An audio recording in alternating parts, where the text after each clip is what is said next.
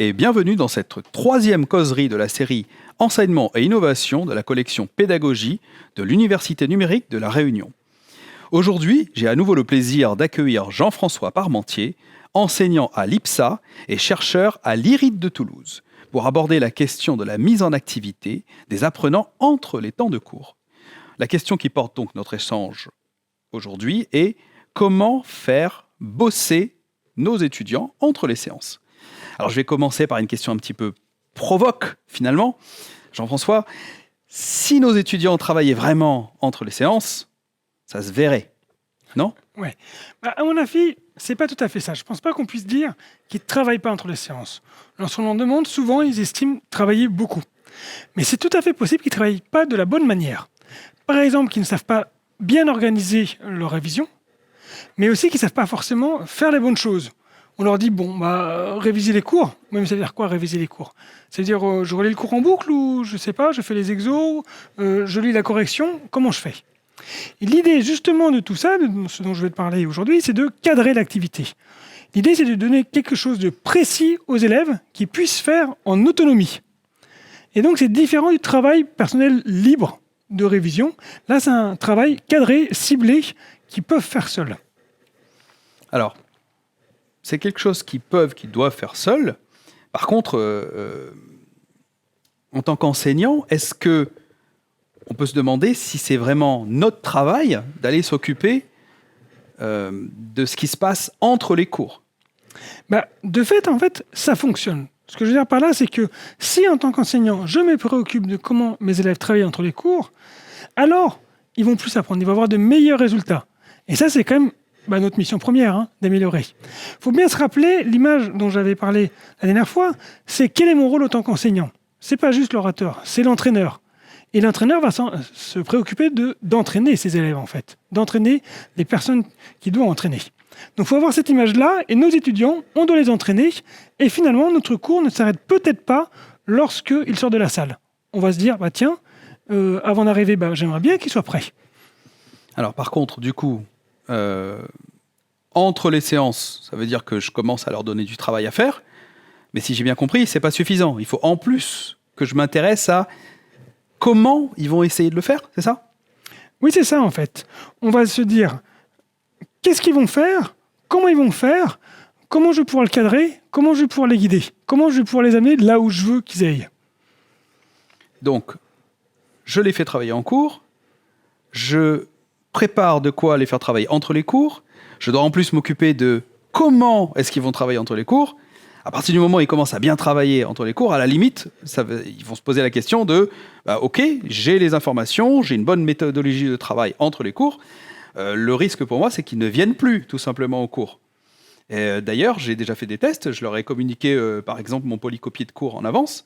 Et dans ces cas-là, le nombre d'étudiants qui viennent est inférieur parce qu'ils vont se dire j'ai déjà le cours, j'ai déjà ce qu'il me faut. Oui, en fait, toute la technique, c'est que ce ne soit pas le même travail. C'est que ça se complète en fait. La bonne question à se poser, c'est qu'est-ce qui est pertinent de faire avec eux, où je suis là, et finalement, qu'est-ce qu'ils peuvent apprendre seuls ? Et du coup, ce qu'ils peuvent apprendre seuls est relativement limité. On peut par exemple se dire, le par cœur. Le par cœur, je n'ai pas besoin d'être là pour leur dire, répétez 12 fois par exemple. Ou ce qu'on appelle l'automatisation. C'est la même chose, mais pour les règles, les procédures. Je vais par exemple apprendre à dériver une équation, ou je vais apprendre à faire un match au tennis. Ça, finalement, notre rôle là, il est assez faible. Donc l'idée, c'est de compléter. Là où je suis pertinent, j'y vais, je suis avec eux, j'enseigne là, et là où ils peuvent faire seuls, ils le font. Et comme ça, il n'y a pas de redondance, en fait. Et les étudiants vont travailler de manière continue, tout au long de la semaine. D'accord, donc je m'intéresse au quoi, au comment, pendant les cours, entre les cours. À un moment, est-ce qu'on n'est pas un petit peu trop à suivre, encadrer, j'ai envie de dire infantiliser les étudiants ? On s'adresse finalement à du supérieur, ce sont des adultes, pas des enfants. Finalement, à un moment donné, si je continue à les accompagner comme on aurait pu le faire lorsqu'ils étaient au primaire ou au secondaire, on ne les aidera jamais à devenir autonomes. En fait, moi je pense qu'il faut prendre les étudiants comme ils sont là, quand ils arrivent. Ce que j'observe, c'est que si je cadre ce travail-là, ils apprennent mieux. Donc de fait, Je ne m'imagine pas enseigner des étudiants tels qu'ils devraient être, des étudiants qui savent s'organiser, réviser, etc. Je m'adresse aux étudiants qui sont en face de moi. Voilà, à ceux que j'ai là. Et l'idée, justement, c'est que ces étudiants, je vais leur apprendre des habitudes de travail. C'est-à-dire qu'au contraire, les aider à se cadrer, ça ne va pas à l'encontre d'apprendre à travailler. Là, je vais leur montrer comment travailler, ils vont le pratiquer, ils vont le faire, et ils vont avoir des habitudes de travail. D'accord. Alors, par contre, j'ai déjà essayé de leur donner du travail à faire, en m'intéressant vraiment au quoi, au comment, et malgré tout, il y en avait beaucoup qui n'avaient pas fait le travail que j'avais demandé. Et finalement, lorsque on a commencé la séance, j'étais bien embêté parce qu'il a fallu que je passe du temps à reprendre ces éléments qui n'avaient pas été faits. Effectivement, c'est un point essentiel. Lorsqu'on commence à planifier du travail entre les séances, qu'il soit avant, après, etc., il faut qu'ils le fassent. Et toute la technique, ça va être d'augmenter la probabilité qu'ils le fassent. On ne peut pas forcément s'assurer, c'est extrêmement difficile d'avoir 100% des élèves qui le font. Si on ne fait rien et qu'on demande du travail en séance, c'est ce que tu as observé, c'est il y a 10% des élèves qui le font. Et là, l'idée, c'est d'arriver à des 80%, 90%. Et pour ça, en fait, il y a plusieurs techniques. La première, c'est l'habitude. C'est-à-dire que s'ils commencent à faire du travail entre les séances, et si ça devient finalement le cours de monsieur Untel, il y a du travail entre les séances, et c'est comme ça que le cours fonctionne, il nous l'a expliqué et on le fait régulièrement, ils vont se mettre à le faire. Bien sûr, il faut enclencher l'action, il faut que ça démarre. Donc la quantité de ce qu'on va demander, elle est essentielle. À des étudiants de L1, leur demander par exemple 30 minutes de travail entre la première et la deuxième séance, c'est déjà pas mal en fait. Parce que d'habitude, c'est peut-être 0 en fait. Et évidemment, lorsqu'on va avancer, avec peut-être des L2, on va arriver à 1 heure de travail par semaine. Et puis on peut imaginer que de M2, des étudiants à niveau avancé, eux, ils vont pouvoir travailler 2 heures entre les semaines. Mais globalement, il faut y aller au début léger. On se dit, finalement, je préfère qu'ils travaillent un quart d'heure, et c'est déjà ça de gagner, qu'ils ne travaillent pas beaucoup. Ensuite, s'adapter au contexte. Tous les élèves n'ont pas la même motivation. Et suivant votre cours, ils n'ont pas la même motivation. Comme je disais, les M2 n'ont peut-être pas la même motivation que les L1. Et puis, si votre cours, c'est des mots-clés à la mode, etc., ils vont tous vouloir. Dans ce cas-là, ce qu'on va devoir faire, s'ils n'ont pas cette motivation, ce qui fonctionne bien, c'est une note. C'est-à-dire qu'on va dire, je demande un travail. Le but, c'est important de travailler entre les séances, et vous le savez très bien. Je vais mettre une note. Cette note, l'idée, c'est qu'elle ne compte pas beaucoup. D'accord. Typiquement parlant, vous allez dire, tout le travail sur tout le semestre, c'est 10% de la note finale. 10%, c'est pas énorme, c'est 2 points sur 20.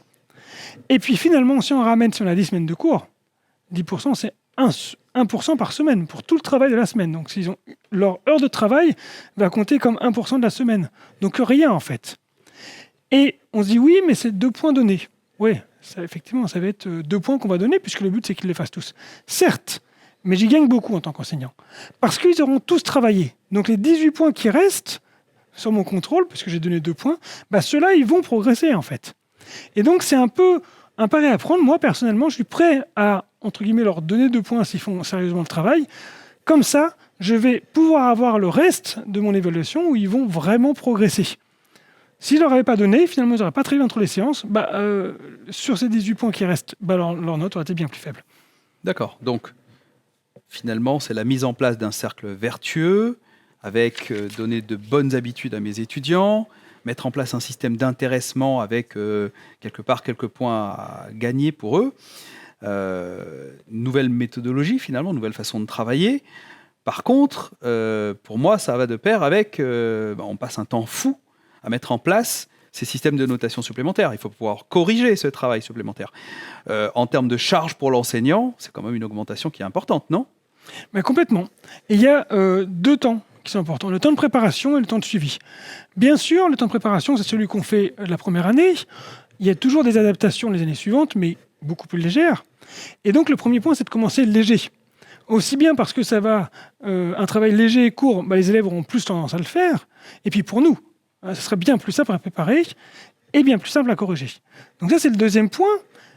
Comment faire pour que cette correction-là ne soit pas trop chronophage ? J'ai 200 étudiants, je ne vais pas effectivement lire. Donc du coup, je vais faire par exemple des QCM.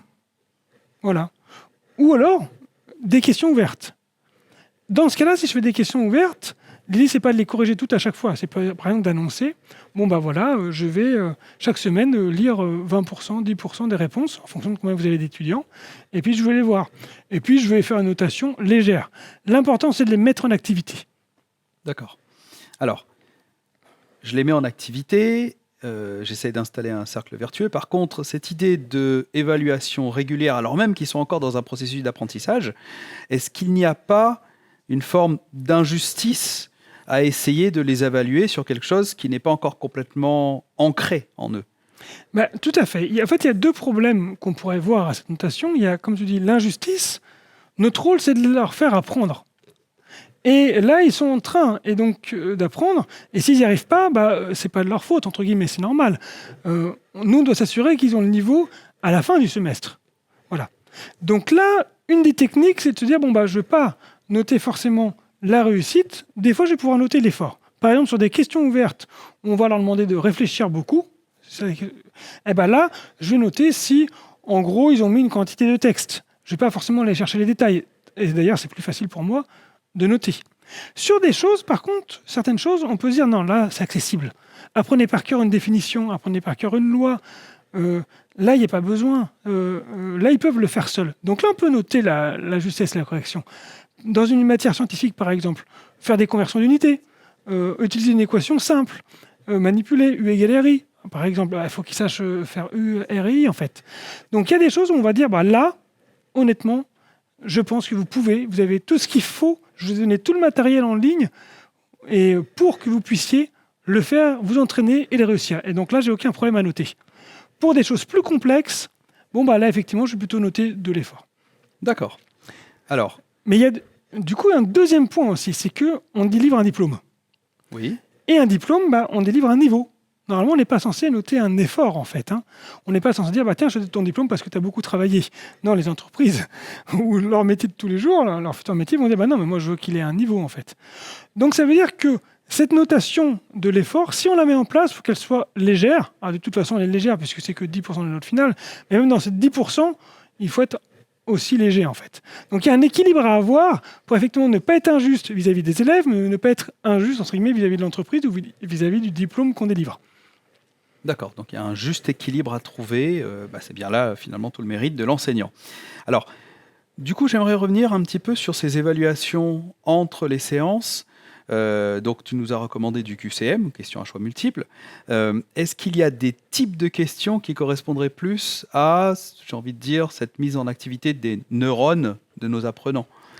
Alors oui, et ça va dépendre effectivement de ce qu'on cherche à faire. On cherche à faire du par cœur.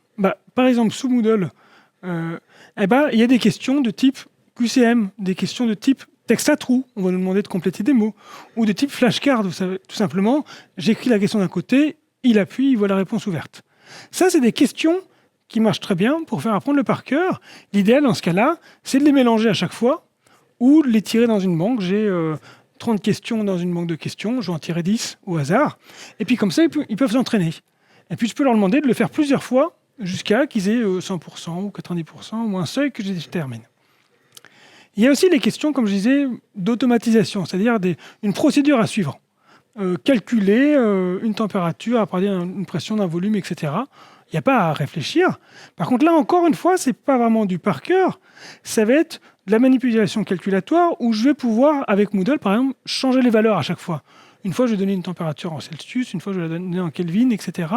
Un volume en mètres cubes, en centimètres cubes. Je vais créer des variations. Et là encore, je vais pouvoir les entraîner à l'infini, puisque le numérique va nous permettre justement de tirer des valeurs aléatoires. Juste une petite remarque là-dedans, c'est intéressant de faire les bonnes variations. Parce que, par exemple, quelqu'un qui s'entraîne à jouer au basket, certes, il ne va pas tirer le ballon de la même manière quand il va essayer de tirer au panier, mais jamais il aura un ballon de foot. Oui. Donc dans ce cas-là, on va devoir choisir de manière pertinente la variation pour qu'elle soit réaliste de ce qu'on attend d'eux, en fait. On ne va pas faire des choses complètement incongrues en se disant « mais non, en fait, c'est pas intéressant ». Il faut qu'elle nous joue sur l'essentiel. Et puis ensuite, il y a des questions, comme je disais, de compréhension. Là, soit c'est des QCM bien pensés, puisque, comme on a vu la causerie précédente, on peut faire des QCM bien pensés. Donc on n'attend pas qu'ils aient juste, on attend qu'ils s'entraînent. Par contre, l'essentiel, bien sûr, c'est qu'ils aient ensuite la bonne réponse, le bon raisonnement. Donc dans tous mes quiz et dans toutes mes choses en ligne, je vais mettre les bonnes réponses et les bons raisonnements, parce que c'est bien de l'entraînement que je fais. Mais il y a aussi des questions où le but, c'est pour moi, en tant qu'enseignant, identifier ce qu'ils ne comprennent pas. Par exemple, quelque chose qui marche toujours très bien et qui n'est pas coûteux à préparer, c'est de demander, à l'issue du prochain cours, dites-moi les idées principales du cours.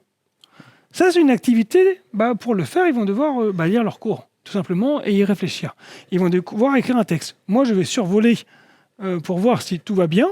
Je vais voir s'ils ont fait un effort. Ceux qui ne l'ont pas fait, de toute façon, ils ne l'ont pas fait. Ils n'ont pas la note. Ceux qui ont été un peu légers, je peux faire un rappel au cours suivant, soit général, regardez, ça c'est un peu trop court, j'attends plus, soit individuellement, pour qu'ils s'entraînent et ils le fassent. Pas besoin d'aller dans le détail. Et puis je peux leur demander aussi une deuxième question, c'est quoi vos incompréhensions? Est-ce qu'il y a quelque chose que vous n'avez pas compris? Ils ont le droit d'avoir tout compris ou de croire avoir tout compris. Mais moi, je vais aller regarder un peu. Et donc là, je ne vais pas les noter là-dessus. D'accord. Je vais noter juste s'ils l'ont fait, ils ont fait l'effort. Mais moi, en tant qu'enseignant, ça va être très utile d'aller voir ce qu'ils disent. Et même pareil, dans les idées principales, s'ils disent des choses qui ne sont pas du tout principales, moi, ça va être très intéressant. Ils ont fait l'effort, ils ont la note. Maintenant, ça veut dire que je n'ai pas été clair en tant que prof. Donc là, ça m'intéresse. Et ce type de question-là est aussi très essentiel pour l'enseignant pour réajuster son cours suivant. Alors effectivement, donc, on peut s'appuyer sur un certain nombre de plateformes pédagogiques. Tu as cité Moodle. C'est vrai qu'un certain nombre de fonctionnalités de ces nouvelles plateformes permettent d'accompagner l'enseignement. Je pense à suivi d'achèvement d'activité, effectivement, pour simplement, sans mettre de notes, savoir quels étudiants ont fait le travail ou pas.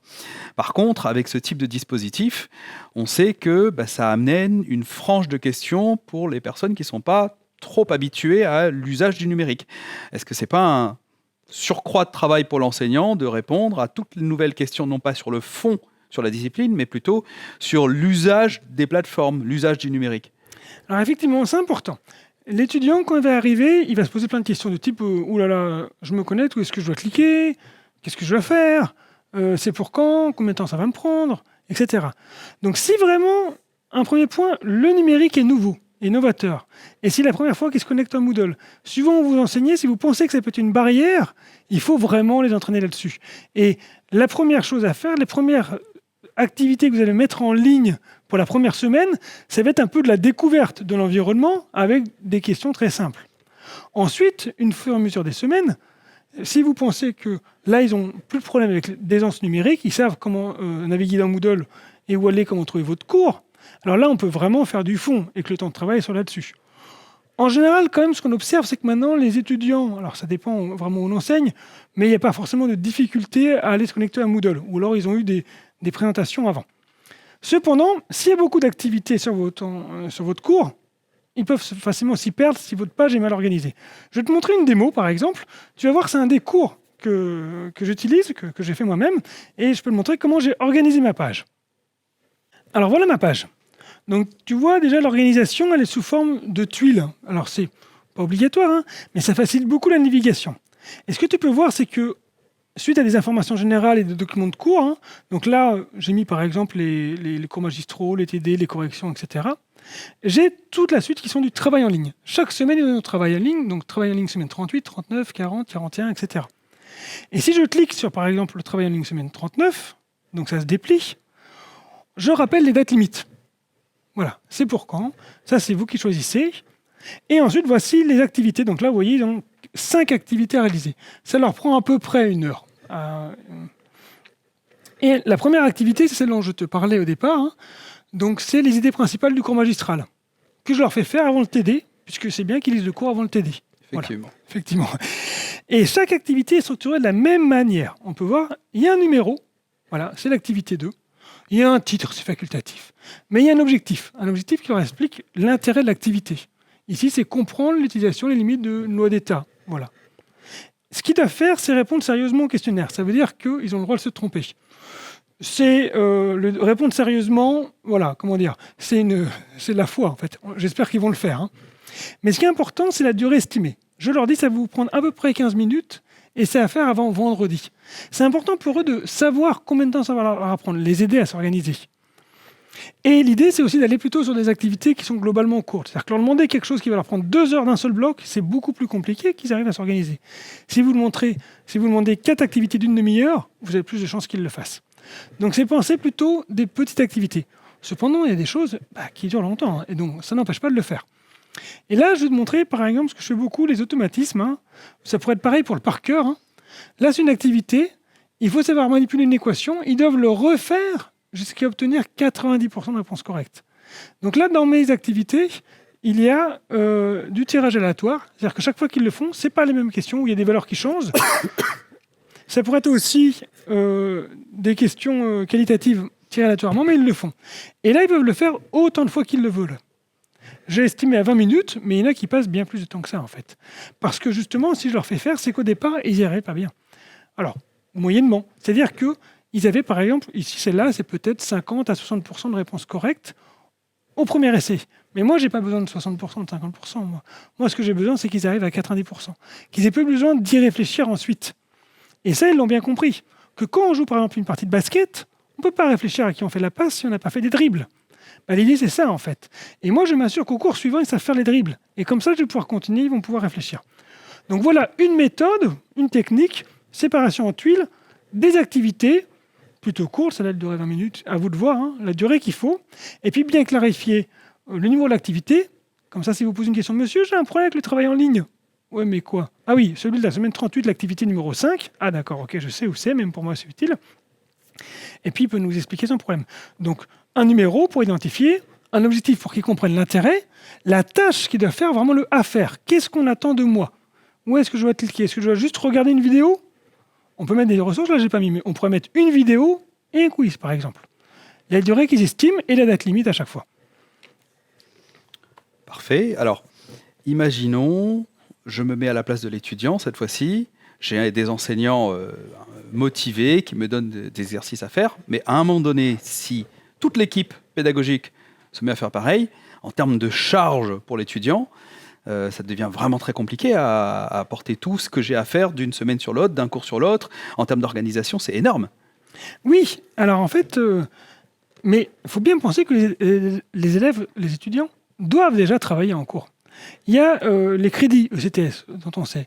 Donc normalement, chacune de nos matières ou de groupes de matières a un certain nombre de crédits. Donc on a le droit normalement à un certain nombre d'heures. Après, ça se fait entre la répartition, suivant les cours, certains estiment qu'ils ont le plus le droit.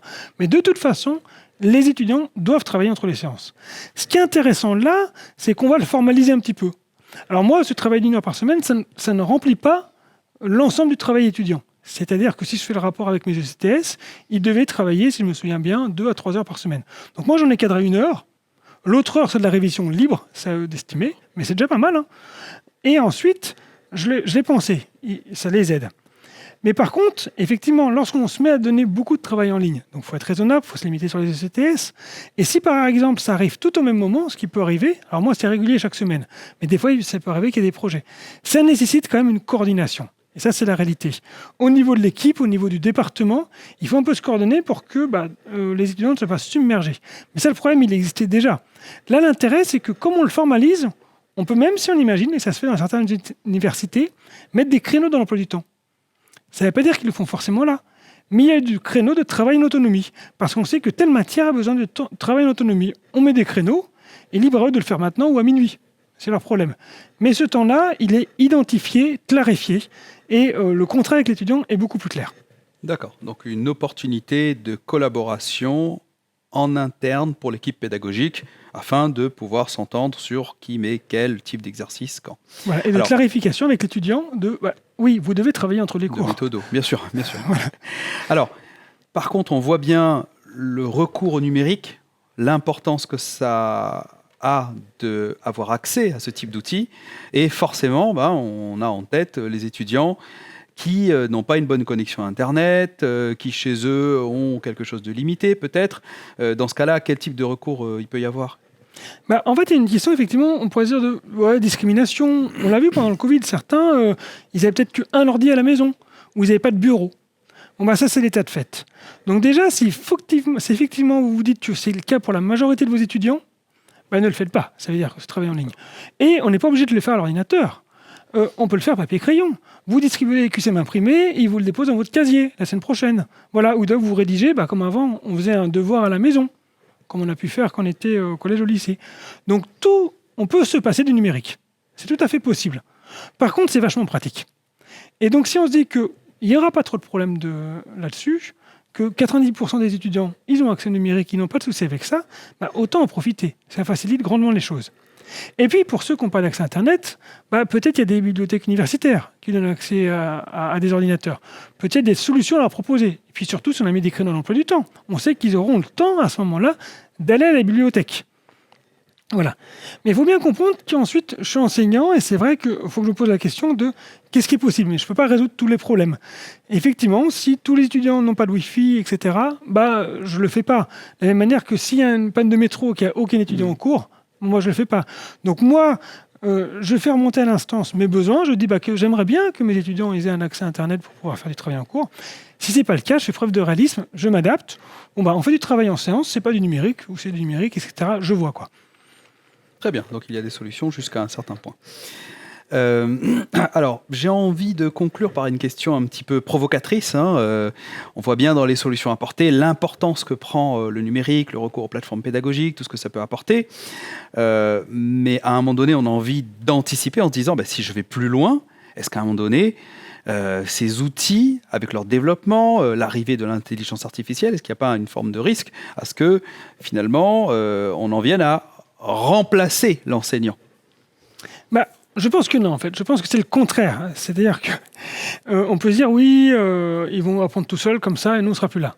Déjà, l'état de l'art sur l'intelligence artificielle, il est encore, c'est en construction. C'est très difficile de faire un logiciel parfait qui va s'adapter parfaitement à l'étudiant.